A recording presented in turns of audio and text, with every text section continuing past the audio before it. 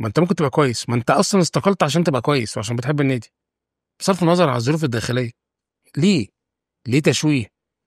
ف يعني ايه اخد عزا ابني واروح للكابتن الخطيب عشان اخلص صفقات، في الاخر يبقى ده يعني ده الجزاء؟ ليه؟ كنت زعلان جدا، وما كنتش متعود على الحملات ولا متعود على التنكيل ولا الكلام ده كله، فكنت تعبان وزعلان. استقلت. بعد الاستقاله بشهر والله العظيم ما يسلم، انا دخلت مستشفى زي ما قلت لك، ولقيت سيف زاهر بيكلمني. سيف على طول عامل مشترك يعني، بيقول لي في نادي الصيد ماتش خيري تعالى. المهم لعبت الماتش. ايه كابتن هاني ابو ريده بجد ندهني، هو مهندس احمد مجاهد وكابتن شوبير كان جنبهم. احنا عايزينك تبقى مدير بطوله كاس افريقيا.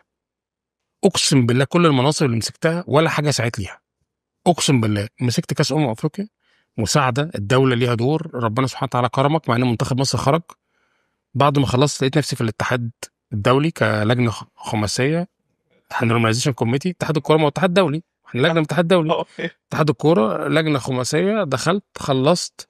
بعد كده بعد ما خلصت واستقلت، سبحان الله انا استقلت بعدها بخمس ايام حلوا اللجنه.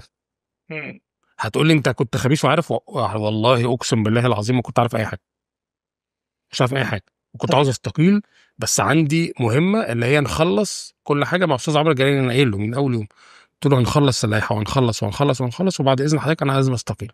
حلو قوي. نبدأ برئاسة لجنة التعاقدات، والخطيب هو اللي اختارك ورشحك، صح صح؟ وقتها كان انت وحسام غالي. صح. الاول بتهيألي اللي كان ليه دور برضه عشان يبقى ليه فضل يعني كابتن عبد صادق وحسام.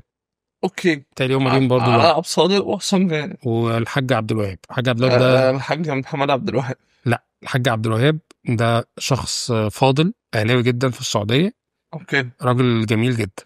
تمام.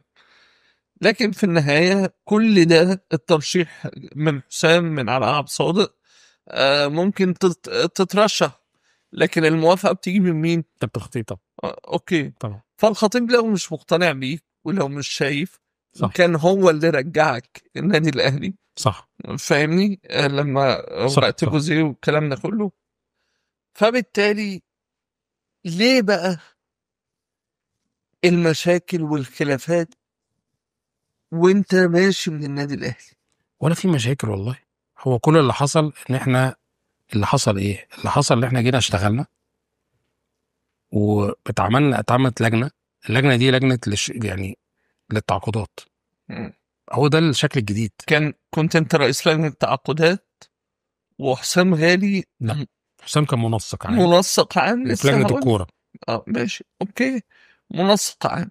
بس يعني صح ايه؟ صح صح. اوكي. انا افتكرتك قصدك على اللجنه مين لا انا بتكلم على الكوادر الجديدة الإدارية داخل الأهلي اللي الخطيب بيستعين بيه. حلو. في بقى تحتينا بقى اوكي مين في اللجنه؟ اول ما دخلت كابتن خطيب رشح لي وخلاص. قلت له يا كابتن بعد اذنك انا عاوز اشكل لجنه، تمام. واللجنه دي ليها دور كذا.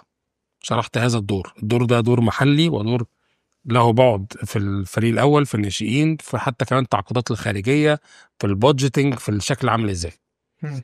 مين اللجنه؟ انا برشح رضا شحاته، مع ان رضا ما كانش صاحبي على فكره، ممكن تساله، مش صاحبي خالص. انا شفت له انترفيو ولا صاحب حسين. تمام. يعني هو زميلنا بس مش علاقه وطيده. من الناشئين كان مع حسام. بس لا حتى حسام ما حدش يعرف والله الترشيح ده مننا.